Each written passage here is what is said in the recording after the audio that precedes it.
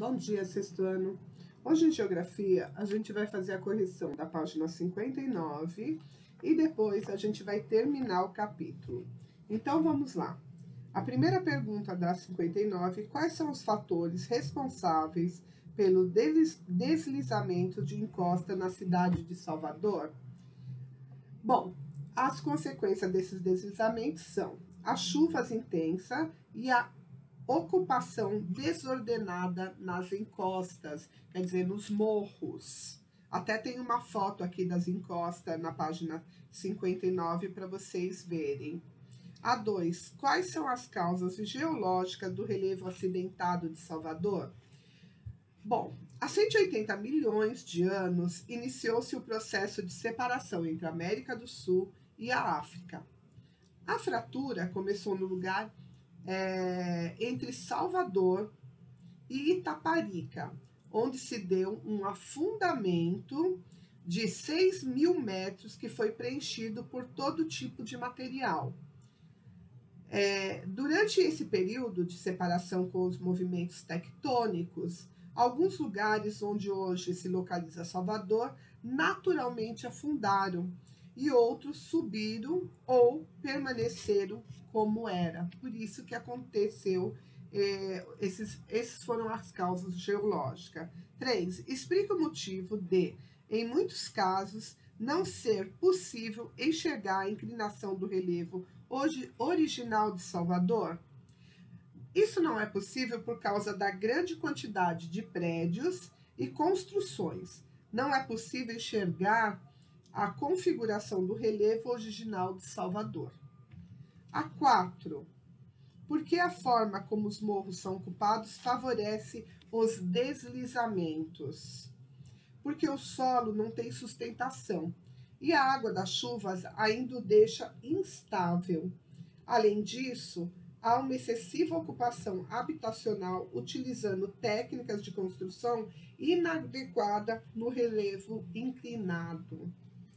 5. Todas as encostas são áreas de risco, por isso não existe solução para evitar o deslizamento?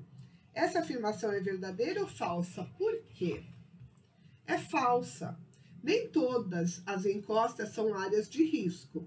Para ser considerado área de risco, vários fatores são levados em consideração: tipo de ocupação do solo, de drenagem, de forma coordenada. Além disso, existem técnicas de construção mais favoráveis a esse tipo de relevo, como as palafitas, que evitam o corte do terreno, reduzindo o risco de deslizamento. Então, tem jeito sim, nem toda encosta ela sofre erosão. Pesquise 3 notícias sobre deslizamento ocorridos no Brasil. Com base nelas, descubra as causas e consequências desses acontecimentos para a sociedade. Aqui a resposta de vocês ela vai variar de acordo com as notícias escolhidas. Porém, percebam que os deslizamentos ocorrem pela combinação de fatores naturais, chuvas intensas e humanos, que é a ocupação desordenada das encostas, uso de técnicas de construção incompatíveis com o terreno em declive, entre outros, causando prejuízos econômicos e sociais para as famílias atingidas que podem perder suas vidas, casas e estabelecimentos comerciais. E aí a gente encerra essa correção, né? E hoje a gente vai falar sobre relevo submarino. Se você mora no litoral ou já visitou alguma praia, pode ter notado que o mar é mais raso em algumas partes e mais fundo em outras. Isso acontece porque o fundo do mar é irregular, assim como toda a superfície da crosta terrestre. Da mesma forma que existe o relevo continental, existe o submarino, isto é, o relevo do fundo do mar. Observe a imagem a seguir e leia os textos explicativos. Aqui na página 60, né, tem a imagem da plataforma continental, ilha continental, talude continental, ilha oceânica, fossa oceânica, cadeias oceânicas e bacia oceânica. A plataforma continental é a continuação submersa das terras do litoral. Faz a ligação do continente com o fundo dos oceanos. Nela, há ainda a penetração da luz solar e variações de temperatura. O talude continental é a faixa inclinada do relevo submarino, localizada entre a plataforma continental e a bacia oceânica.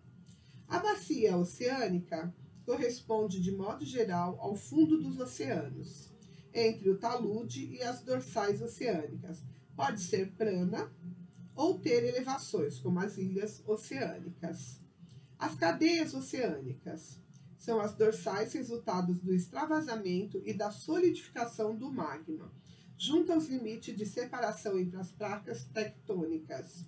E a fossa oceânica, grande depressão submarina localizada em zonas onde placas submarinas mergulham sobre placas continentais e atingem grandes profundidades. Um exemplo são as fossas marianas, localizadas no Oceano Pacífico, e eles têm aproximadamente 11.000 metros de profundidade.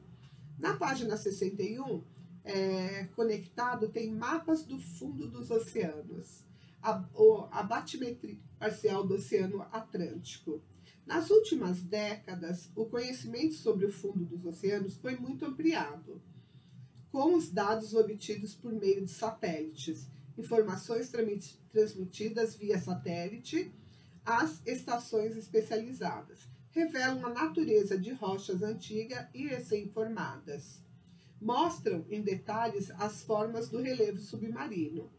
O movimento das placas tectônicas, com a formação do novo chão que surge ao longo das fendas de onde elas se afastam, indicam as linhas de colisão entre elas, cuja tensão provoca os abalos sísmicos, que é aqueles abalos em muitos lugares sentido em alta tensão ou pouca tensão.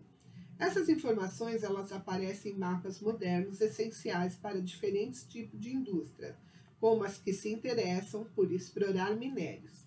Também são importantes para a navegação em geral e para a indústria pesqueira, pois fornecem dados úteis como a batimetria, quer dizer, medição da profundidade das águas oceânicas, a temperatura e a direção das correntes, entre outras características que facilitam a localização de cardumes.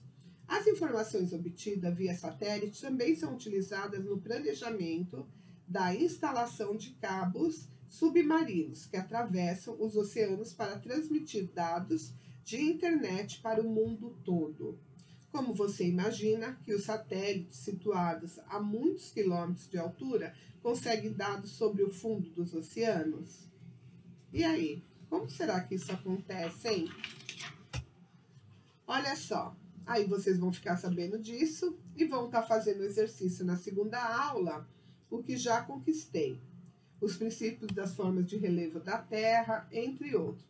Então, vocês vão fazer a página 62, a página 63 e a página 64.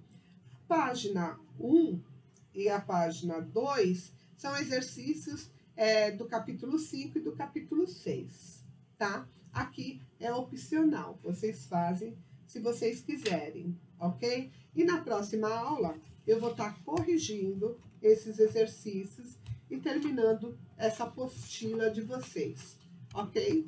Tchau, um bom estudo e bons exercícios. Façam os exercícios, porque aí na hora da correção, vocês vão ver o que vocês acertaram, o que vocês erraram, quais são as dificuldades de vocês. Se vocês não fazem e esperem eu corrigir, vocês não vão saber se vocês estão acertando ou errando, se vocês estão entendendo a matéria ou não, ok?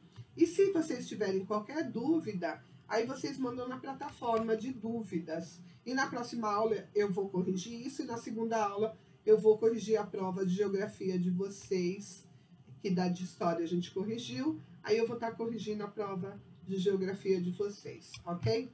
Tchau, bom fim de semana para vocês, bom estudo.